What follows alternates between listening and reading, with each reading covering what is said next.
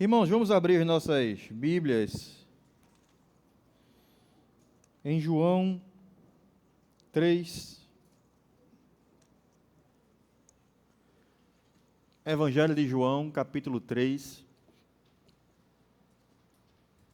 Está todo mundo esperando a página, né? Página 1007. Evangelho de João, capítulo 3. Nós vamos ler dos versículos 1 até o 18. Leiamos. Havia um fariseu chamado Nicodemos, uma autoridade entre os judeus. Ele veio a Jesus à noite e disse: Mestre, sabemos que ensinas da parte de Deus, pois ninguém pode realizar os sinais milagrosos que estás fazendo se Deus não estiver com ele. Em resposta, Jesus declarou: Digo-lhe a verdade, ninguém pode ver o reino de Deus se não nascer de novo. Perguntou Nicodemos: Como alguém pode nascer de novo sendo velho? É claro que não pode entrar pela segunda vez no ventre de sua mãe e renascer. Respondeu Jesus: Digo-lhe a verdade, ninguém pode entrar no reino de Deus se não nascer da água e do Espírito. O que nasce da carne é carne, mas o que nasce do Espírito é Espírito. Não se surpreenda pelo fato de eu ter dito: é necessário que vocês nasçam de novo. O vento sopra onde quer, você o escuta, mas não pode dizer de onde vem nem para onde vai. Assim acontece com todos os nascidos do Espírito.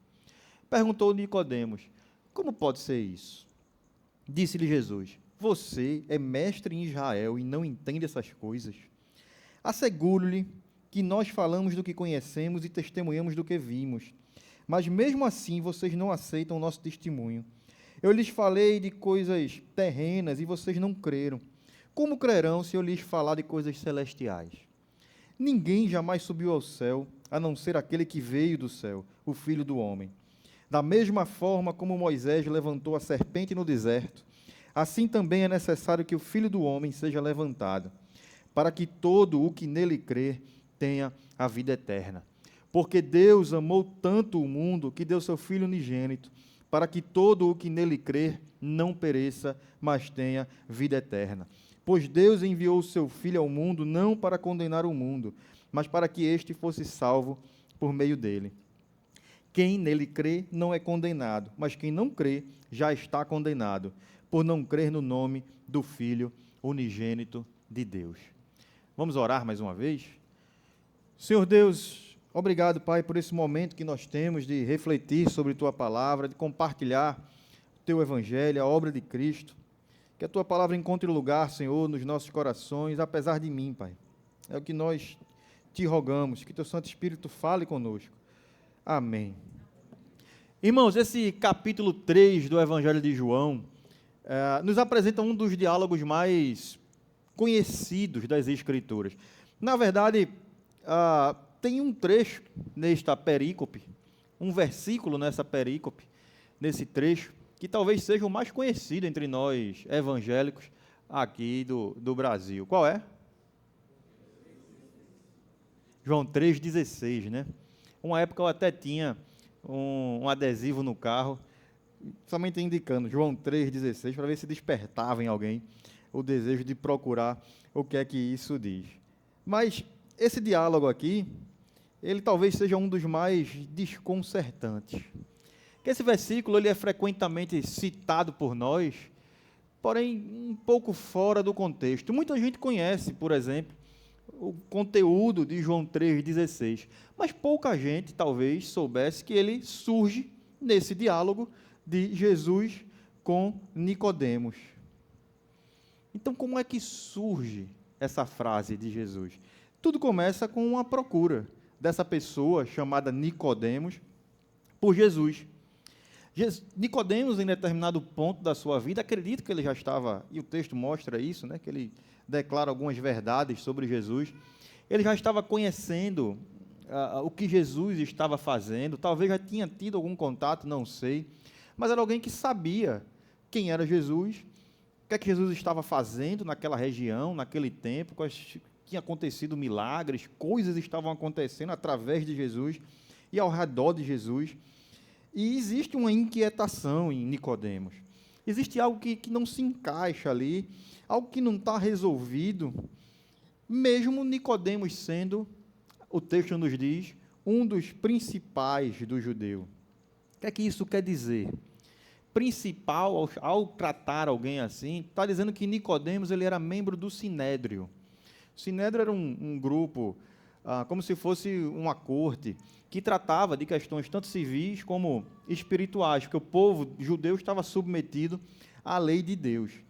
Então, o que a gente tem é que Nicodemos não é uma pessoa distante da fé, não é um ignorante espiritual, não é alguém que é indiferente às coisas de Deus. Ele é um homem que conhece a lei de Deus. Ele é uma pessoa que vive dentro desse sistema religioso estruturado e que, aos olhos de muitos, provavelmente Nicodemos representava o que havia de mais sério na vida espiritual de Israel.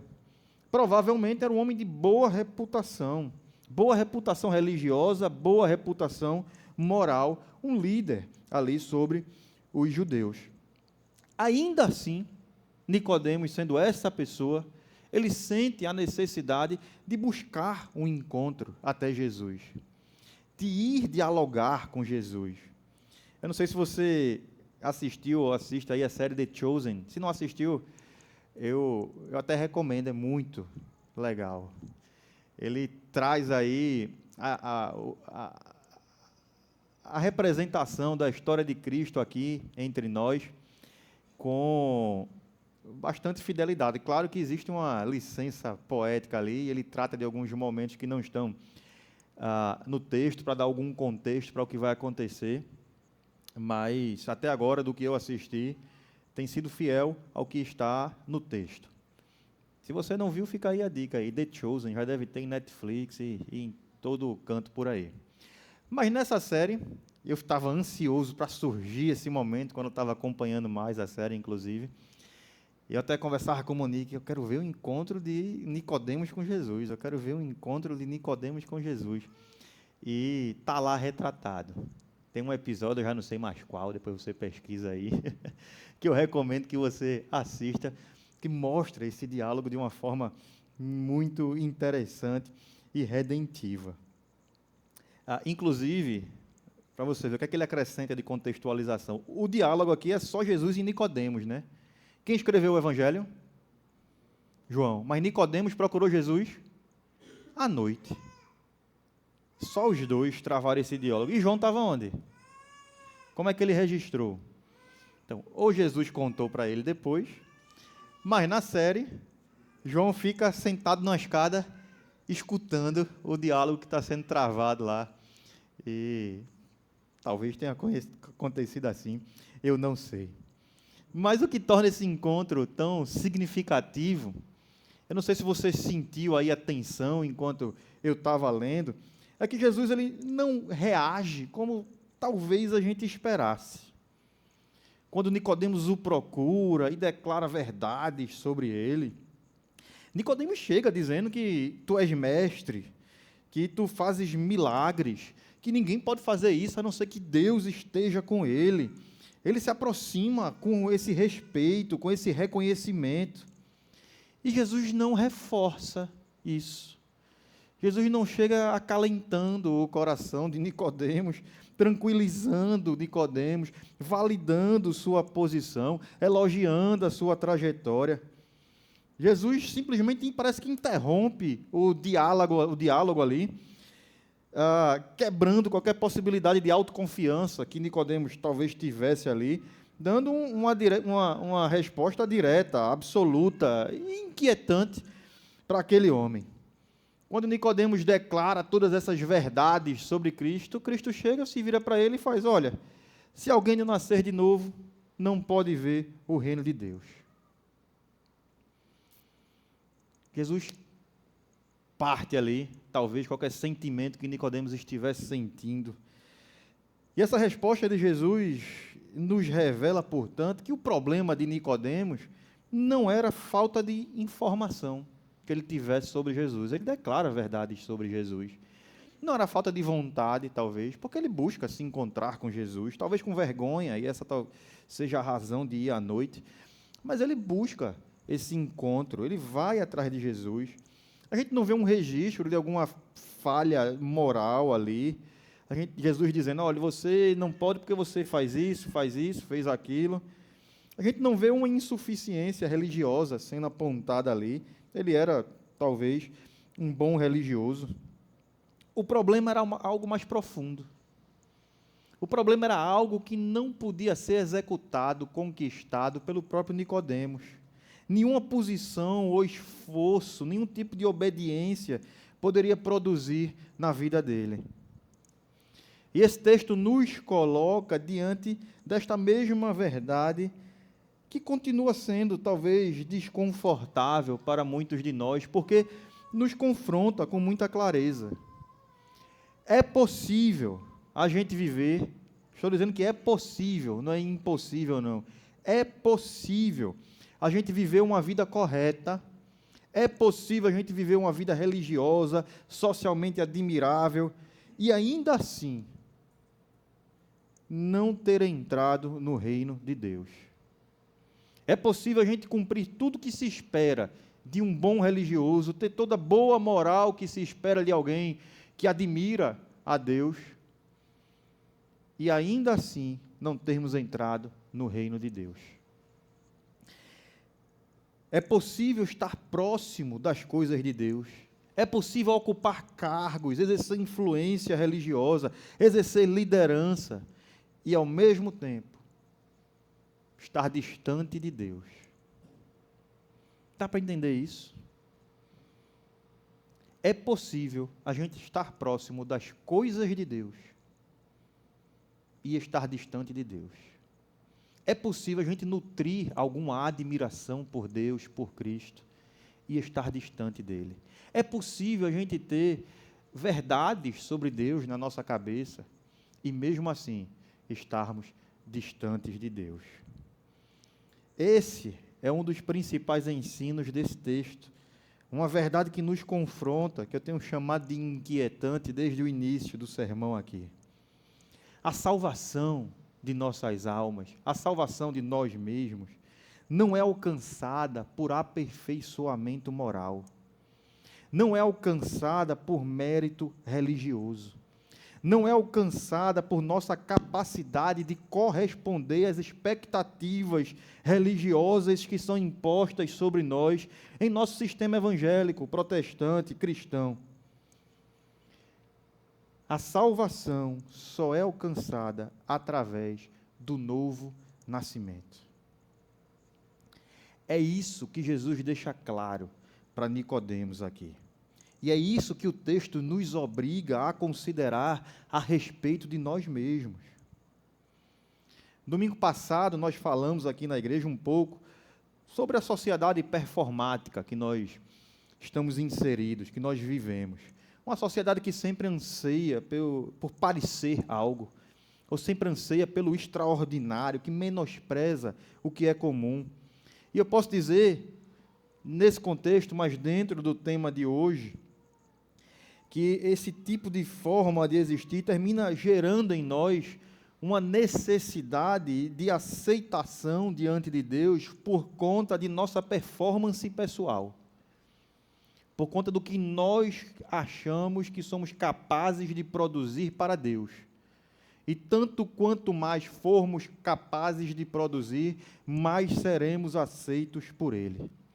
Quanto mais incríveis nós formos diante das coisas que nós fazemos para Deus, mais aceitos nós seremos por eles. Além de outros desdobramentos. É bem possível, por exemplo, que você ache que eu, por ser pastor e estar aqui à frente, fosse diferente diante de Deus do que você. Fosse mais aceito por Deus do que você. Tivesse mais acesso a Deus do que você. Isso não existe.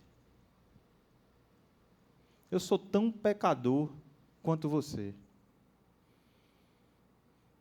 e tão incapaz de produzir qualquer coisa para ser aceito por Deus quanto você. Não tenha dúvida disso. E não coloque suas esperanças em mim. Nunca. Olhe para o Senhor e preste atenção em tudo que vamos conversar aqui, que aponta para Ele.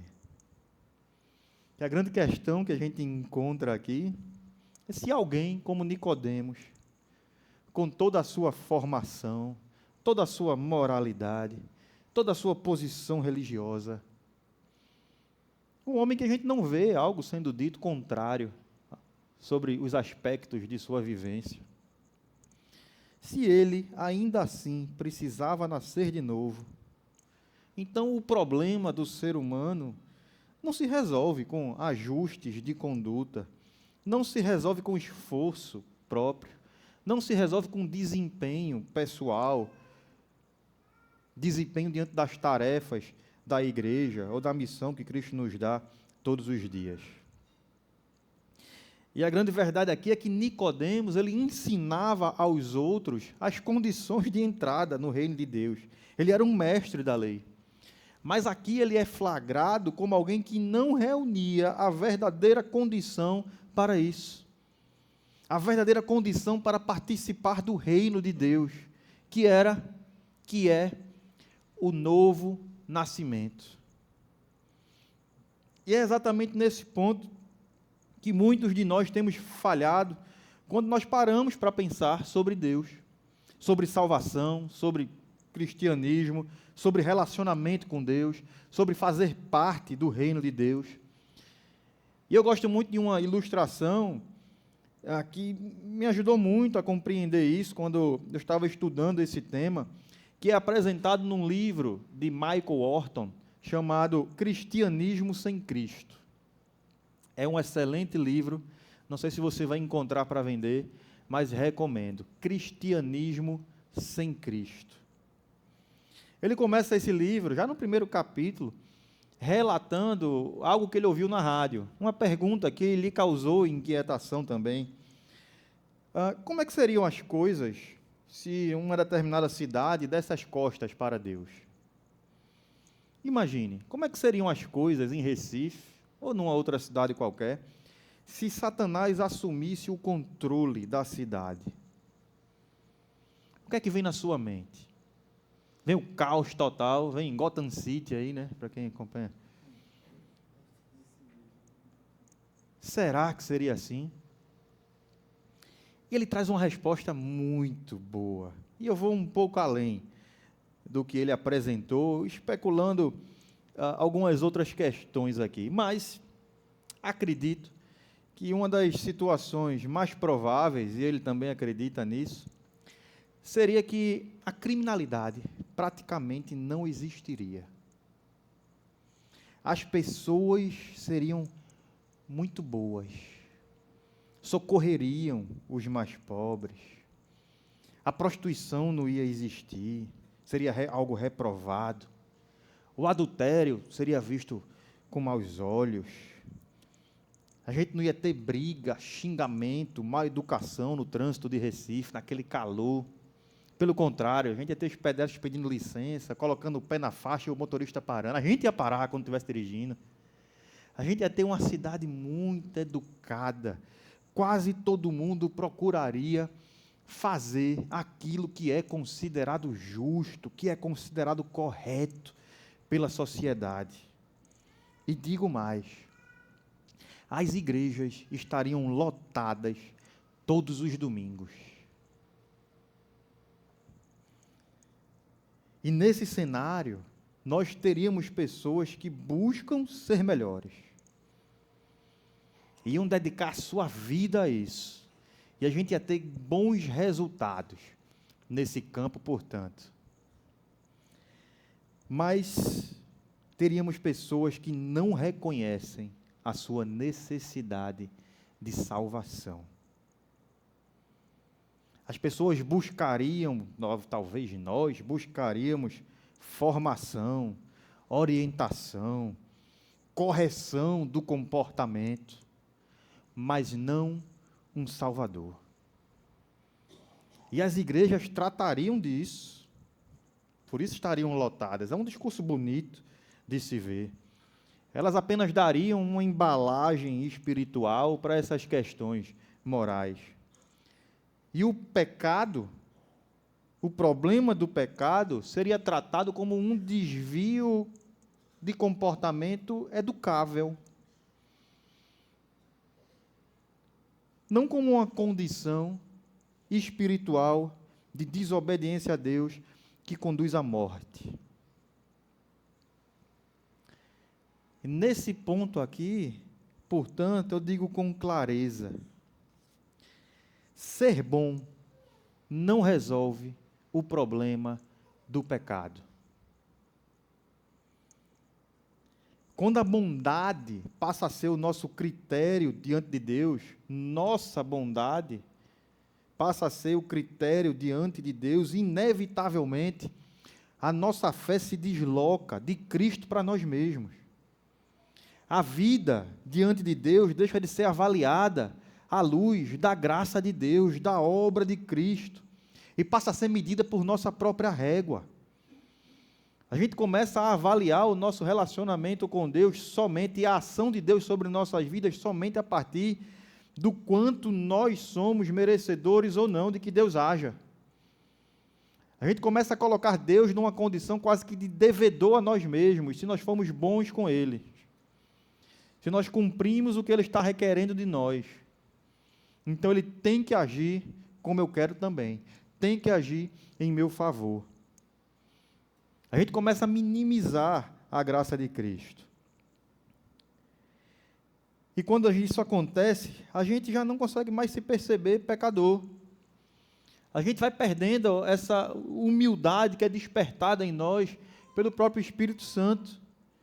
E a gente começa talvez até a ter resistência em relação a essa ideia, até indignação. Eu, um pecador, eu preciso de salvação? Como assim? Eu sempre faço tudo que é certo. Quando eu erro, eu corrijo. Além disso, eu vou além. Eu ajudo os necessitados. Eu luto contra a corrupção. Eu voto no candidato certo. Eu sou contra ideologias morais. Eu sou fiel ao meu cônjuge. Eu me sacrifico por minha família. Eu vou para a igreja todo domingo. E em outros dias da semana. O que muita gente não percebe é que se encontra assim. Se encontra nessa situação muito semelhante à de Nicodemos.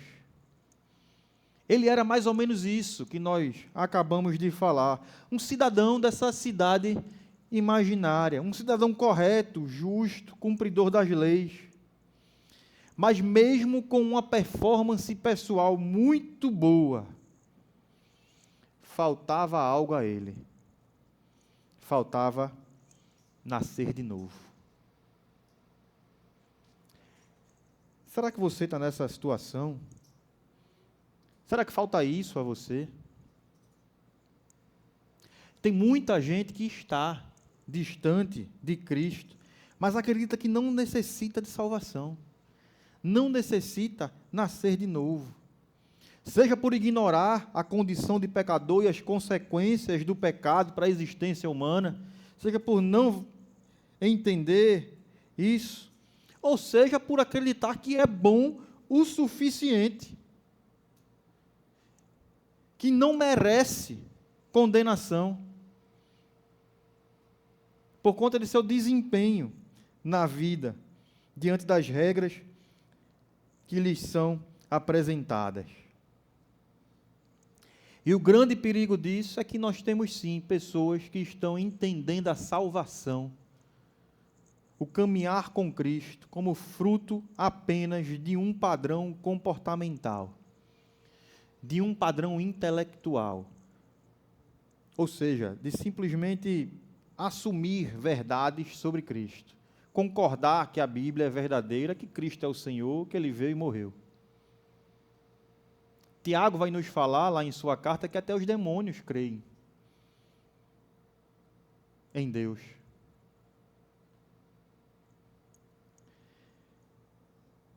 A entrada no reino de Deus, que Cristo está apresentando aqui, ou seja, a salvação, ela não se dá por aperfeiçoamento gradual de quem nós somos.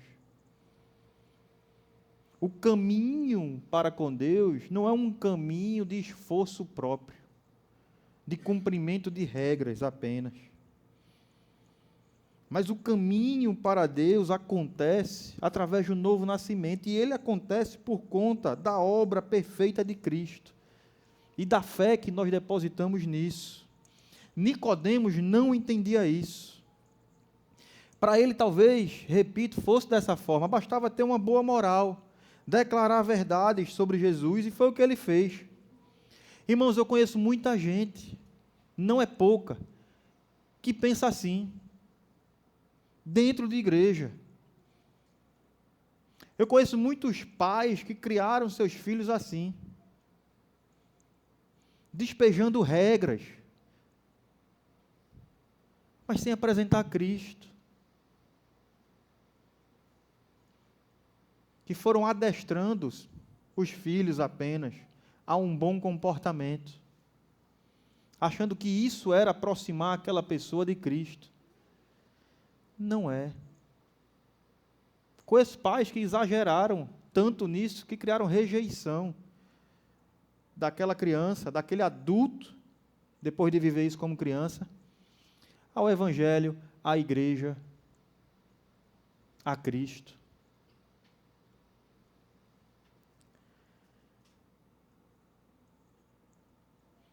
O que Jesus diz a Nicodemos é claro, é direto, e não tem nada a ver com isso.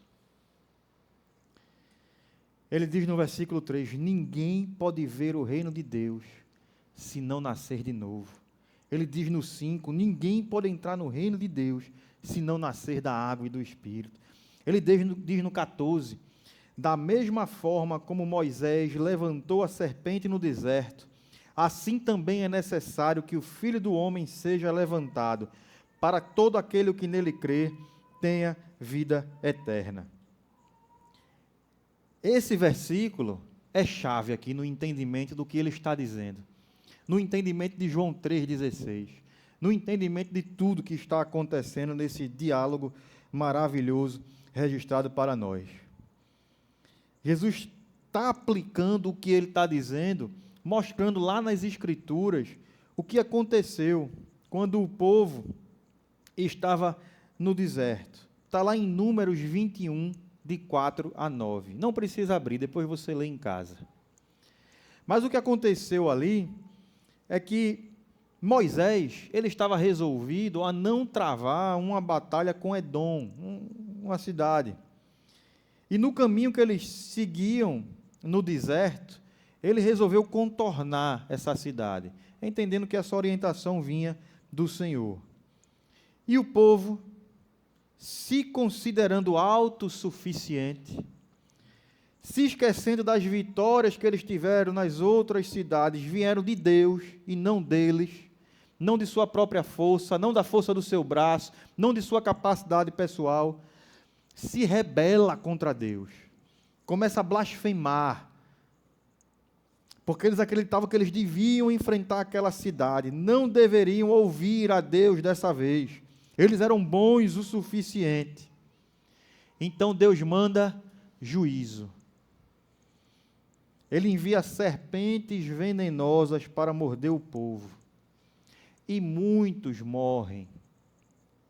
E o povo então reconhece o seu pecado. E vai até Moisés. E Moisés suplica salvação a Deus. E Deus diz para Moisés fazer algo. Ele diz, faça uma serpente e coloque no alto de um poste. Pega uma serpente e coloca no alto de um poste. Levante ela. Quem for mordido e olhar para ela, viverá. Então Moisés ele faz essa serpente de bronze, coloca num poste. E quando alguém era mordido por uma serpente venenosa, que já tinha matado vários, olhava para a serpente que Deus mandou ser levantada no poste e permanecia vivo. Jesus está se colocando neste lugar. Quando ele fala lá no 14, da mesma forma como Moisés levantou a serpente no deserto, é necessário que o Filho do Homem, ele, seja levantado, agora na cruz, para que todo aquele que nele crer, não morra pelo veneno do pecado, mas tenha a vida eterna. Todo esse episódio lá do deserto aponta para isso. Se a gente olhar para Cristo, se a gente crer nele, nós teremos a salvação. Não existe outra forma. Não é mérito pessoal. Não é o que a gente fez, faz ou fará. A salvação ela só é possível, portanto, através da graça de Deus. A graça é isso. Não é por nossa performance, nos é dado pelo que Ele fez por nós, pela vida que Ele viveu em nosso lugar e pela punição que Ele recebeu em nosso lugar. Isso quer dizer que mesmo sem a gente merecer, mesmo sendo incapaz, mesmo nossa performance sendo insuficiente e sempre será, Deus nos proporciona a salvação, basta crer em Cristo. Foi por isso que Ele mandou o Seu Filho unigênito, para que todo aquele que nele crê não pereça, mas tenha a vida eterna.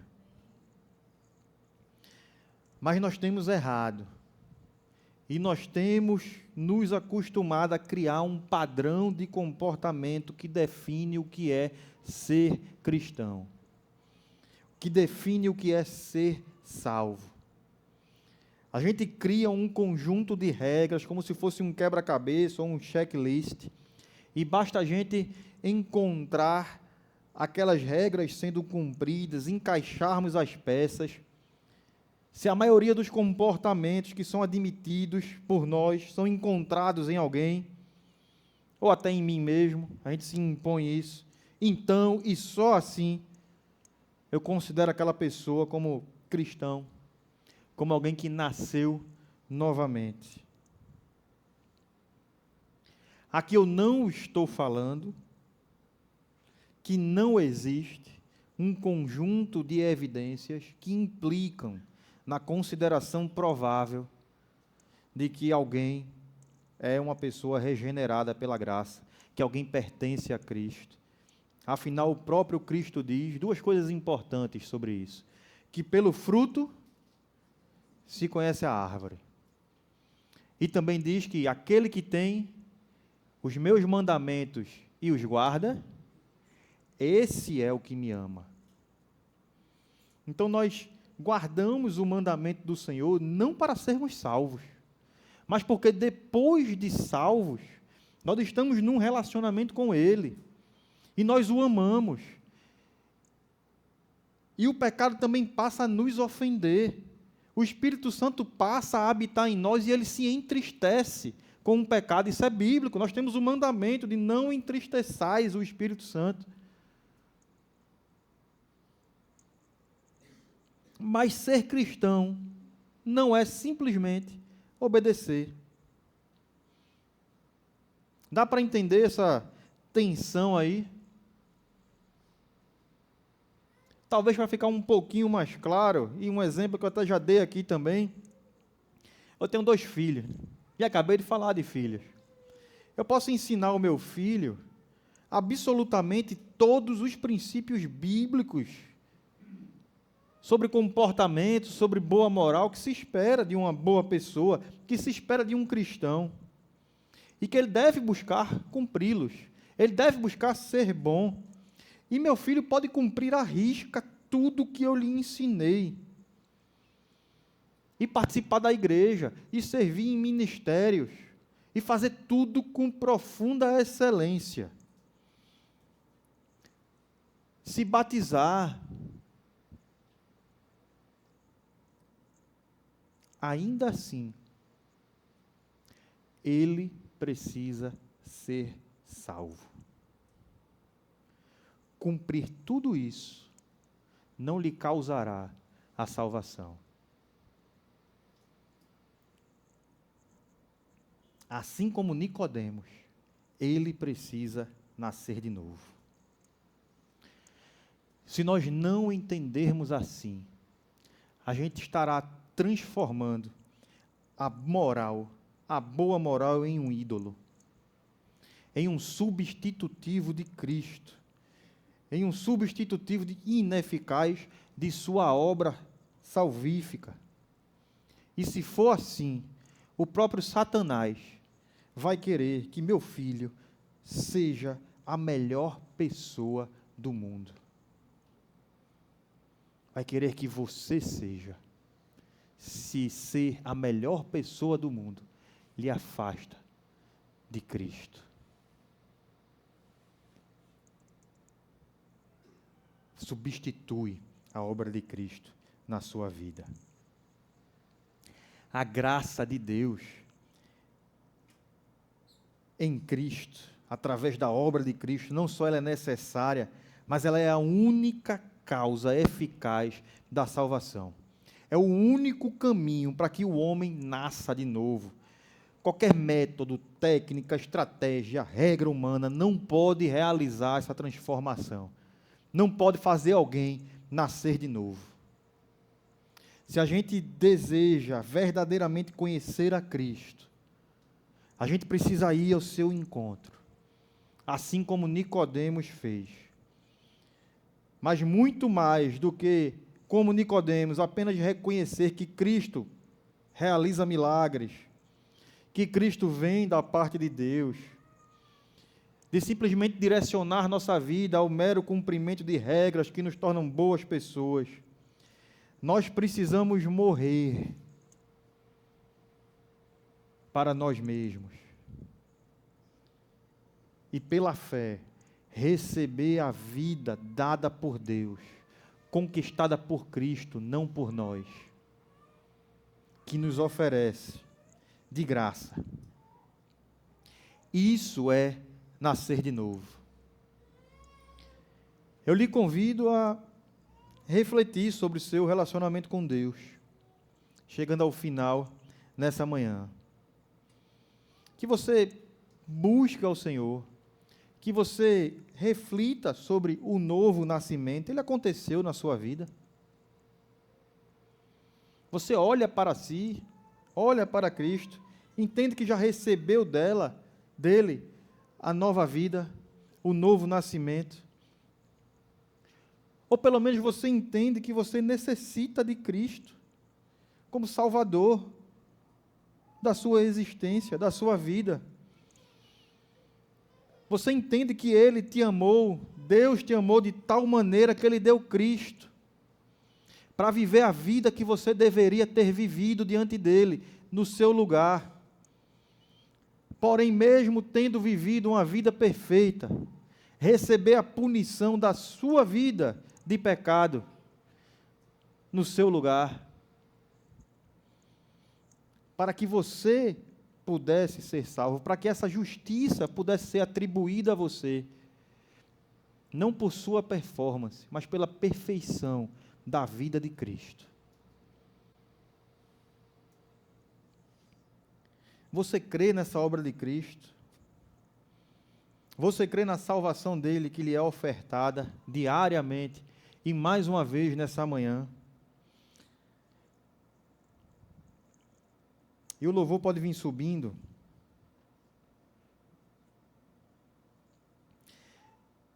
Eu gostaria que você conseguisse viver e sentir a leveza do relacionamento com Cristo. Que você não conduzisse a sua vida diante de Deus sentindo algum tipo de opressão sobre cumprimento de regras para ser aceito por Deus. Isso não vem dele. O que vem dele é uma transformação, uma nova vida, que te capacita a viver a vida que ele espera. E que você passa a querer viver essa vida por amor a ele. Não para ser aceito, mas porque ele já te aceitou. E nessa manhã, tenha a certeza no seu coração, ele te aceita como você está. Você talvez olhe para si e veja a multidão de seus pecados e ache que Cristo, por conta disso, não vai te aceitar, não vai querer caminhar contigo, não vai estar presente no seu dia a dia. Não é assim. Eu repito mais uma vez, da forma mais clara possível. O seu relacionamento com Deus não depende, a sua salvação não depende de sua performance pessoal. Não depende da sua capacidade de cumprir regras. Eu sou incapaz de cumprir o que Deus espera de mim. Mas eu não tenho dúvida alguma que Ele me aceita, que Ele me perdoou, que Ele está presente nos meus dias, que Ele me ama, que Ele me deu nova vida e que eu estarei eternamente com Ele. Apesar das minhas falhas, dos meus pecados, Ele me perdoou. Ele me justificou.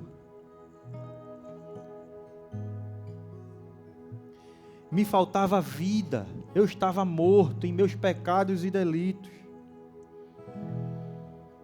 E a vida que eu recebi dele não foi porque eu passei a viver de forma ajustada ou disciplinada.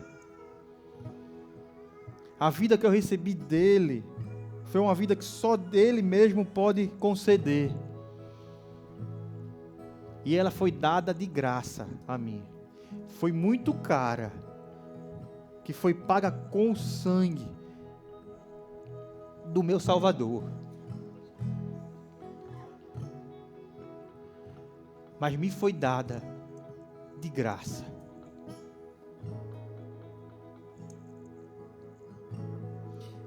A gente vai cantar uma música agora que expressa de alguma forma essa verdade importante. A gente vai cantar que Deus traz vida aos sepulcros. Deus traz vida onde há morte. E quando a gente está cantando isso, a gente está declarando a Ele, a gente está confessando que nossas vidas não precisam simplesmente de ajustes, mas precisam de ressurreição, precisam de vida nova. Talvez haja áreas de nossas vidas que precisem disso. Há realidades em nosso coração que não serão vencidas pela disciplina apenas, mas pela obra viva de Cristo. Quando nós cantamos aqui ou cantarmos, estaremos declarando que Ele nos resgata ou nos resgatou do domínio da morte causada pelo pecado e nos deu vida. E portanto, não há nada melhor do que viver com Ele. Não há nada melhor que meu Deus. E é por isso que eu vivo a vida direcionada a Ele. Meus irmãos, quando a gente compreende a grandeza do que Cristo fez por nós, dá vontade de largar tudo e viver isso o tempo todo.